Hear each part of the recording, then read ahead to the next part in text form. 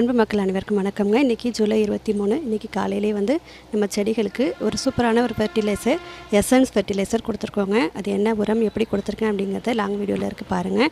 இன்றைக்கி வந்துட்டு எத்தனை வகையான பூக்கள் இருக்குது அப்படிங்கிறத பார்க்கலாம் வாங்க. மல்லிப்பூவில் இருவாச்சி மல்லிப்பூ இருக்குங்க. இன்றைக்கி கல்ரோஜாவில் 3 கலருமே இன்றைக்கி இருக்குங்க. பிங்க் கலர், ரெட் கலர், அடுத்தது இந்த எல்லோ கலர், இதுவும் ரெடி ஆகிடுச்சு.